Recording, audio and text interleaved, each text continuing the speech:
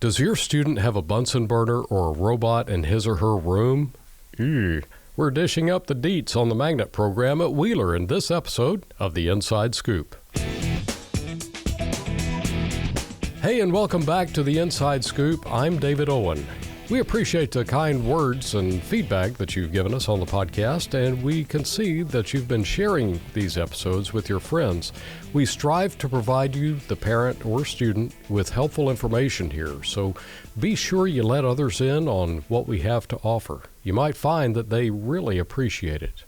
And like, share, and subscribe, whether you're watching on the YouTube channel or just listening in on your favorite podcasting platform. It really helps. Last week, we heard from Dr. Andrew Kutcher on the big picture of Magnet and Cobb, and we thought you'd like to get some of the details on each individual program as well. To fill us in on the Magnet program at Wheeler High School is the program coordinator, Christopher Wallstead. Christopher, welcome to the podcast. All right. Glad to be here. Now, you were here some years ago, That's right. and so you're not new to the program at all, the Magnet program at Wheeler. But things probably have changed a good bit, so it's time for us to get updated on where things stand. Okay. Specifically, the Wheeler program is called the Center for Academic Studies in Science, Math, and Technology. And I should clarify also that it's not really a Wheeler program, it's a Cobb County program at Wheeler, right? That's correct. We pull from students from all over Cobb County. And so it's a distinction we like to make with our all magnet programs. Okay, can you tell us a little bit about what the magnet program at Wheeler is all about? Tell us a little bit about what you Sure. cover. So we're one of two STEM programs. So our focus at Wheeler, the students that tend to come to us are students that are generally interested in high-level math. There are students interested in that. Sure. Physics and engineering. We have an amazing robotics program there. Our healthcare sciences and biotechnology, because of our facilities and our faculty that we have there teaching it, are really some of the programs that we're really proud of at Wheeler. You know, the description of these program topics, I guess, or what do you call them? Tracks or coursework or? Yeah, we call them tracks. Paths? Okay, And tracks. pathways. All right. That description actually sounds more like a college track description. Now, I think you mentioned STEM. Are you classified as a STEM program? So we are really, we call ourselves a STEAM program because we like to integrate not just that science, technology, engineering, and math, but the arts in all we do. Okay. There is a creativity that's inherent in being successful in these STEM fields, and we want to make sure that we're tapping into that in these students that sometimes don't feel so creative or don't realize the creativity that's required to really excel at those science-heavy, technology-heavy courses they're taking. So it's, sorry, I don't mean to get lost in the weeds Right. here, but you're kind of like accessing both sides of the brain, right? We like to hope so, for sure. And for us, it's important that students have that outlet, not only for their creativity, but for them to use a different part of their brain throughout the school day. I mean, it's something we're really focused in. At Wheeler, we have a lot of experience with some of the highest achieving students in the county, and Sure. really in the country. And so, we've seen what it takes for these students and these high achievers to be successful. And now you mentioned some of the best students in the country. Mm-hmm. I'm sure, Cobb County is known for being rigorous to begin with. Oh, yes. So is there, how prevalent are magnet programs across the nation? It's hard to say because as you go from state to state, they call it something a little different. Okay, yeah. So we're part of a big organization for a consortium of secondary science schools, it's called. Okay. And so we meet once a year, and it's remarkable. So every state has their own version of these STEM programs, and the types of students they attract, the issues all of us have, and the successes we have are so similar. It's just wonderful to have that camaraderie, and to hear that from around the country, students from all walks of life. So I would imagine you guys get together virtually, maybe by Zoom call, or do you have a robot bring you some sort of Yeah, that would be great, right? Yeah. So there's a couple conferences we attend each year. Okay. And so through that, you're able to make connections and be in contact virtually with other schools. Share ideas and that sort of thing. It's really wonderful. It's very refreshing. It's some of some of the best conferences I've been to is through that organization. Okay, just a minute ago, you mentioned how you are all trying to make sure that your students have an art component to what they do on a daily basis.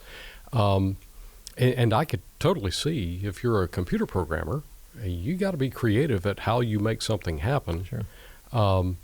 How does that play out in terms of the average school experience for a student? I didn't want to say an average student because your students are not average students. Fair.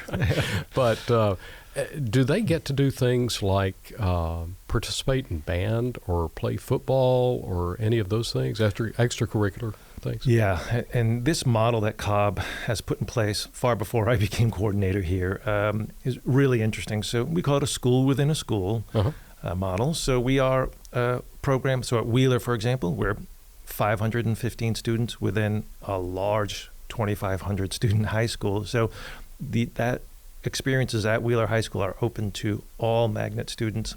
And just by the nature of our magnet students, they take advantage of everything. I mean, in fact, now our varsity quarterback is a magnet student. Really? Yeah. We have students in every sport on campus, every club. Wow. Our program, we have remarkably few requirements to go through and earn what we call our magnet seal at Wheeler Magnet, because while the rigor is there in our classes, we want to open the flexibility for our students to be able to pursue what their interests are. Okay. And that includes, if they want to take band, chorus, orchestra all 4 years, the fine arts, that can happen. I have a senior this year. He's a performer, and somehow he got me to say yes because we had it work out in his requirements. He has 2 chorus classes and he has 2 musical theater classes. So wow. Half of his schedule is, the performing arts. And we made it work. He's going to graduate with the magnet seal, and just an example of how that specialized attention really helps chart the students' pathways. Yeah. And what you're doing, it sounds like, is you're kind of grabbing hold of the student's natural passion for whatever, right? That's exactly right. So how do they orchestrate their, and no pun intended, by the way, how do they orchestrate their time or manage their time for something like that? Because magnet with just just magnet, I'll just leave it at that, is sufficiently rigorous to overwhelm a lot of students. How do they manage that? Right. So that's our support piece that we're really proud of as well. So the teachers that are teaching our advanced classes and the staff that I have around me are magnet administrative staff, as well as our Wheeler staff. We are dedicated to the mental health and well-being of these students, as all teachers are. We just have this specialty in students that come to us that have these interests. Like I said earlier, typically tend to be high-achieving, really motivated, excited students. Mm-hmm. And so we're providing that support structure so that they can manage their time appropriately. I have a weird job in that typically in education, half of your job is motivating. Yeah. I feel like mine's a little bit of the opposite. I'm trying to have them pump the brakes a little bit. I don't want to squash creativity and drive. But the type of students that come to these programs are just excited, about whatever it is. And I love it. And I don't want to squash that. Yeah. But we can't do everything. So let's focus in on our passions, or what we think our passions will be. And it's like you're by pumping the brakes or holding them back a little bit, you're not really holding them back. You're just getting them to see what's realistic from your experience, Yes, right? yes. Okay. I like to think of us like, guardrails on a road. You Yeah. know, the cars can go where they like on that road, but we're not going to let them fly off. Right. You Don't know, go so too fast. That's You'll- right. you'll Yeah. go over the edge. That's it. So, that's kind of how I see my role as coordinator. So, what are some of the graduate experiences that you've seen since you've been there? You've been there for how many years?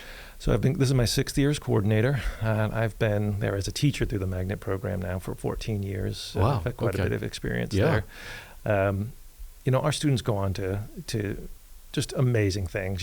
Typically, and we get students that are accepted into any university you can imagine. So, obviously being here in Georgia and being right down the street, a lot of our students, STEM students, their goal is to get into Georgia Tech. Yeah. Our success rate there is high. And for me, there's a couple of things, I always like to say, I'm not a GPA factory. Wheeler is that's not the purpose. We want to create a 4-year experience that's rewarding in and of itself. Now, with that being said, of course, I know students have goals, Sure. families have goals, and we want to help them reach that. What's most rewarding to me is when students come back and say, "Oh, I just finished my 2nd year at Georgia Tech. It wasn't as hard as I thought it was going to be," because the preparation Wow. from our teaching, our faculty was, put them on target to be successful there at the next Yeah. level. And that to me is the kind of things I like to hear, as opposed to, it's impressive when I see what schools they get into. Sure. And, I'm happy for them and proud of them.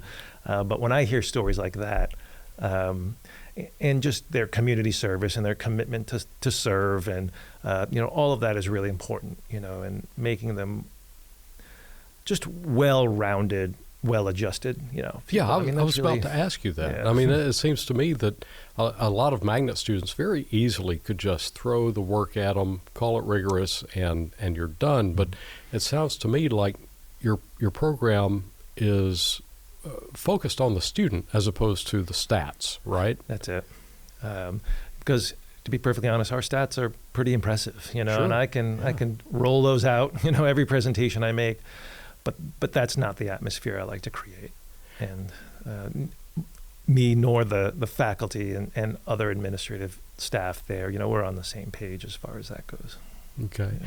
Now, a minute ago, you had kind of touched on the characteristics of what the ideal candidate for your program would be.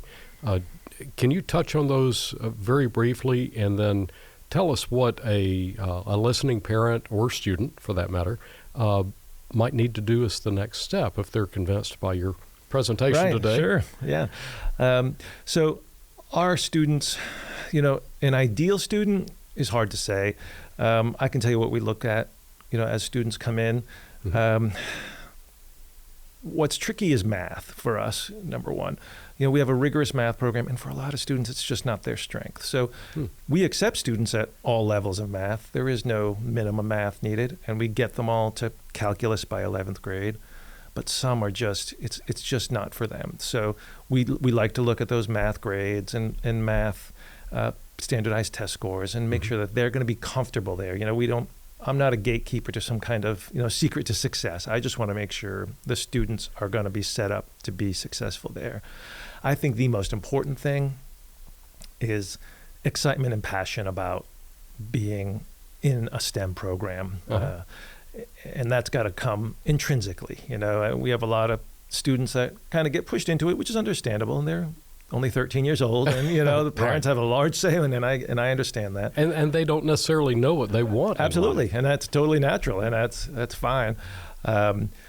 But it's funny when we meet some students at open houses and at events, we can almost see right away, just in a brief conversation, like, whoop, that's a magnet student. They're just so excited and so passionate about something. It's really remarkable.